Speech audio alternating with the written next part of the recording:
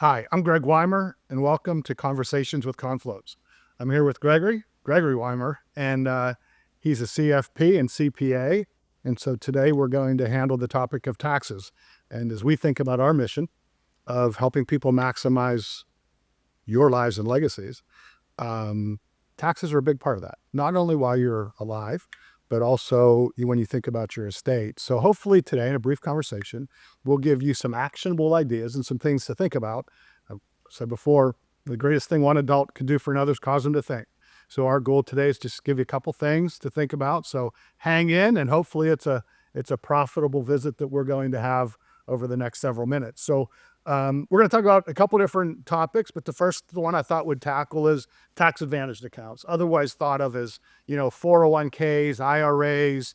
How do you implement them? What are the limits, et cetera? So turn it over to you just to help the audience a little bit with qualified accounts. Thanks. Yeah, I think where we should definitely start is, we talk about retirement accounts, maximizing retirement accounts. What do we actually mean? So when we talk about maximizing a retirement account contribution, that's not just maximizing up to, if you have a 401k, what your employer is putting in. So they have a 3% match. Hey, yeah, I'm putting in 3% of my income into the 401k. There are IRS limits depending on the type of account that you can put in. So for example, a traditional IRA, you can put in $7,000 per year. A 401k has its own limit. So know the limits, and every single year you want to review what you are putting in to make sure that you're putting in as much as possible. So when we talk about maximizing, you are putting in up to the IRS limit. So for example, we were with a client, was it Saturday actually? And they said, I'm maximizing my contributions. And we looked at the balance on the account. And we're like, nope, mathematically impossible. You're not maximizing the contributions. So by the way, the difference, if you're contributing to a 401k, here's takeaway. If you're contributing 6, think about 8. If it's contributing 8, think about 10. The difference in your life will be meaningful. Also, do you want to touch a little bit about Roth and then Roth conversions? Absolutely. So there's a traditional IRA, a Roth IRA. A lot of 401ks also have both options. So the traditional IRA means you put money in pre-tax, you get a tax deduction when you put it in. It grows tax deferred, but then when you take it out, it is all taxable at ordinary income rates. The Roth IRA, you don't get a tax deduction immediately. It does grow tax deferred, and then actually it's tax free. When you go to take it out, there's no tax on it at all. So there's a lot of advantages there.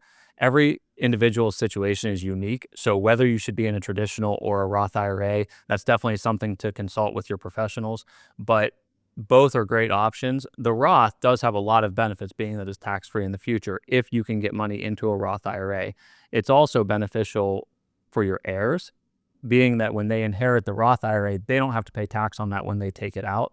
With the traditional IRA, they have to take all of it out within 10 years at their ordinary income tax rate. So it's not a very tax efficient investment account to pass on to your heirs. But that doesn't mean everyone should be in a Roth IRA. So one thing we talk to a lot of people about is Roth conversions. So do you take money from your traditional IRA, pay tax now, and put it into a Roth IRA?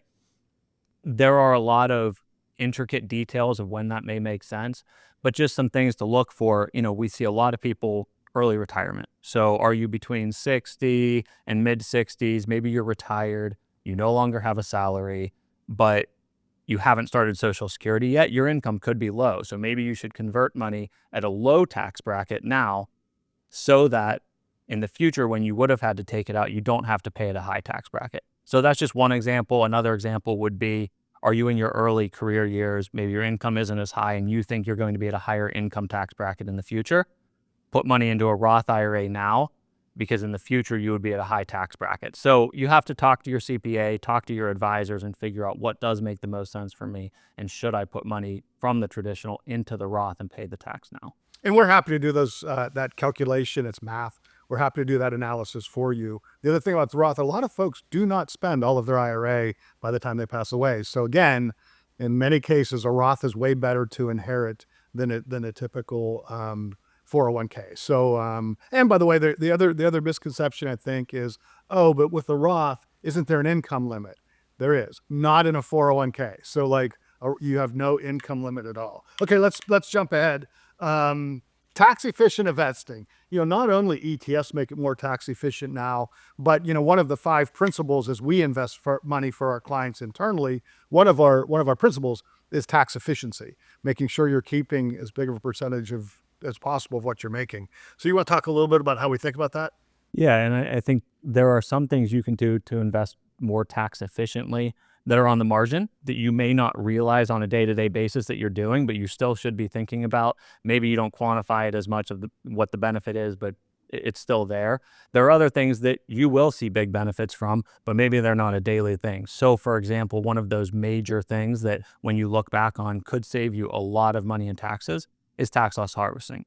So what tax loss harvesting? It's amazing how many people don't do it. No, I know. And it you have to do it the right way because you can really mess it up. That's right. So if you're not doing it the right way, it could have negative consequences. But tax loss harvesting is if you have investments, typically during a down year, but maybe an investment even when the market as a whole is up, you sell it when it's low, you take those funds. Typically, you want to go into a similar investment so you can stay invested. It just cannot be identical or there are issues with that. But a similar investment so that the ride back up you can participate in, and that capital loss you can use to offset capital gains this year, or you can carry it forward and use it to offset capital gains in the future. So in a year where your investment return may be negative, that can be a way to get some of that back through taxes. But again, you have to do it right.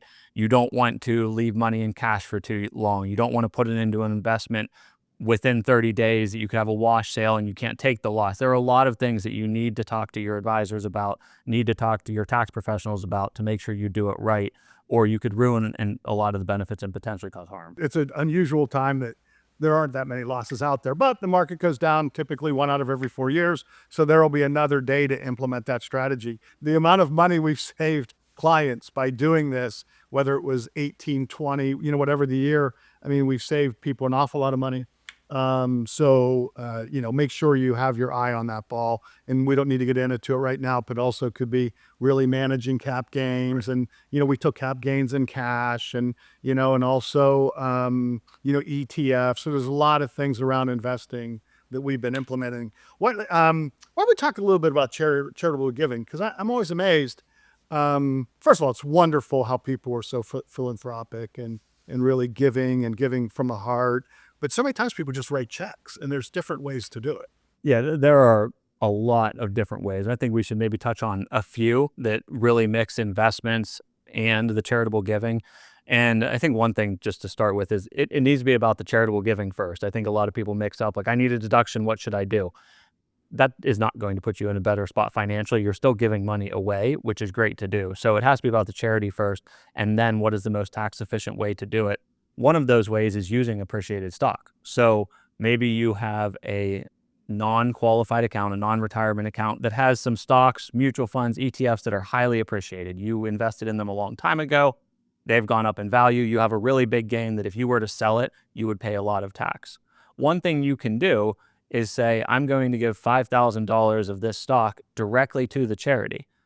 You still get the deduction for $5,000. You also don't have to pay tax on any of that gain you made. So that can be really impactful if you're someone who has made a lot of money in a specific stock or investment through the years. If you do want to give money to charity, it makes more sense to use that than it does just to use cash out of your checking account. And how about QCDs? You want to touch on that quickly? Yeah, QCDs, that stands for Qualified Charitable Distribution. So that's where if you are 70 and a half or older, you can give money up to $108,000 per year directly from your IRA to a charity. If you're at required minimum distribution age, it can also satisfy your RMD. So that comes off your income on your tax return, and that can be really beneficial because from an itemized deduction standpoint, a lot of times if you give $5,000, you may just be taking the standard deduction. You actually get no tax benefit from that contribution. If you do it out of your IRA, you would, no matter what is going to come off the top. And there's some other, very specific tax rules around Social Security and things like that that could impact. But that's a great way to do it. And we have a lot of clients who are doing, the maximum of about $108,000 this year right from their IRA to a charity. Perfect. Okay, so I'm gonna do a transition here because one of the other things we could talk about with charitable donations is a donor advised fund, and I'm gonna transition from donor advised fund to estate taxes, because I think they could be linked in that if you have a donor advised fund, it could be your family's fund. You put 100,000, 200,000, whatever your number is, into a foundation, donor advised fund. And what a great way, what an opportunity for you to start talking to your family about how to manage a portfolio. Where should we give as a family? What's our core values as a family? I don't know if you're paying attention up front, but we happen to have the exact same name. So we attended the same family meeting on Saturday night. So we had our family meeting Saturday night. And one of the things we talked about is a donor advised fund, but also something to think about when you're planning with your family is estate tax planning, but also just planning your estate. And I'll let you handle the tax ramifications, but there's really two reasons to do it. One, you want your heirs to not squander the money. You want them to be good stewards of that money for the next generation. You also would prefer they not disagree with each other when you pass and they actually have a great relationship. But there's some real meaningful things to think about for gift planning and estate taxes. So why don't you handle that side of it? Yeah, absolutely. So right now, an individual can pass down to their heirs when they pass away, roughly, it's just under $14 million per person in their lifetime through cumulative gifts. A lot of times that just happens at death. There are some potential changes that we'll talk about soon coming to that where it could be reduced, but that does change all the time. And so there is some planning you can do to say, okay, should we move some money out of our estate now before we pass to let people enjoy it, inherit it, give it to charity, whatever it may be, so that we owe less taxes upon our death. So that's the first thing on the estate taxes that I think is really important to understand. One of those things that you could do that's really simple is every single year you can give $19,000 to each individual per person as a gift, and it's not taxable. And therefore, you're moving money out of your estate. So what we see a lot of people do is say, if I can afford it with my financial plan, I'd like to give $19,000 to my two children every single year to watch them enjoy it today. Therefore, it's not in my estate when I pass, and I may owe less estate taxes. So that's just one, small example of something you can do. And I'd be careful also. People really are focused on what the maximum they can give this year is, or like $14 million. I don't need to think about it. They're going to renew that for 10 years, which I don't know if they are or aren't. The other thing to think about, the year that matters is the year you pass. So like what it is this year, you still need to be mindful and make smart decisions. And, I just wrap up the estate taxes and the income taxes, et cetera, portion by saying, we are not suggesting we should be doing your taxes. We are not suggesting we should be doing your estate plan. What we are suggesting is we'll work with your professionals, your estate tax planner, your attorney, your CPA, because they may know more about taxes and estate taxes than we may.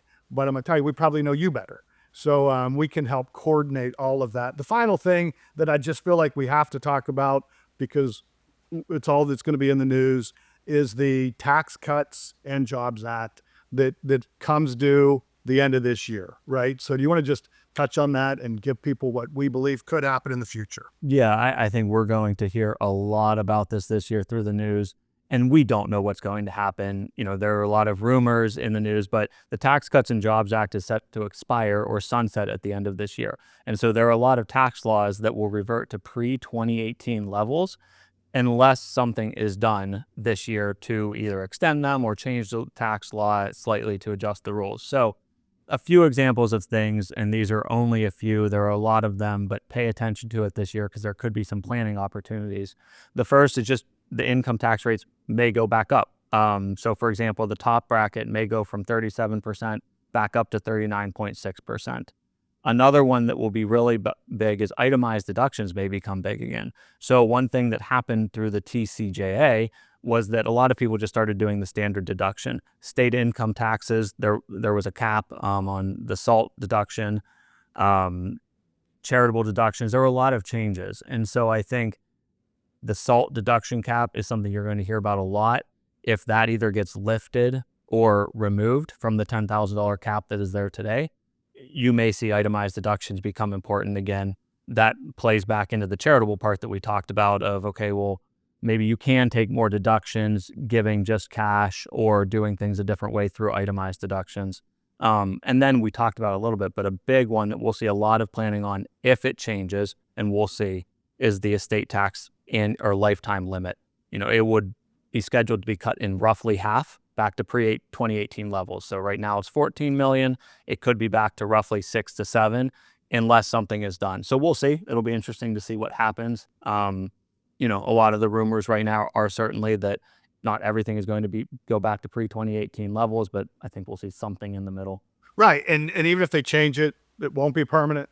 It'll change multiple times in our lifetime probably. And, maybe 5 years, it would probably be a maximum of 10 years and it'll sunset again. So, stay posted. We'll keep you updated. And if you have any questions, feel free to give us a call. So, okay. So let me just recap real quick. I'll do it real fast. 401ks, make sure you're aware. Are you really maxing out? Should you be considering Roth contributions? Should you be considering Roth conversions? Tax efficient investing, you have to be active. So you can't just invest it and never change anything. There are opportunities tax loss harvesting, thinking about how you take your capital gains, etc. Charitable giving, let's make sure we do that in a tax efficient way and you actually get the deduction either through a QCD or appreciated stock or donor advised fund, however you and your family choose to do it. Estate planning and gift planning, the exclusions are important. Really, I can't stress this enough. Have a family meeting. If you'd like us to come in and facilitate, we love to do it. Have a family meeting. Communication is key. And then legislative changes, they're on their way. So that's a quick recap. Anything else, Gregory? No, I think that's all. Just, don't make decisions solely based on taxes, but I think taxes should be a part of a lot of decisions. So you make sure, you're putting yourself in the best position possible. And we would welcome a conversation. So give us a call if you have any questions. And again, we are happy to work with your CPA and your attorney, and they are very good at their area of expertise. We feel like with our relationship with our clients, we probably know our client better, so we can help bring it all together for you and your family. Thanks.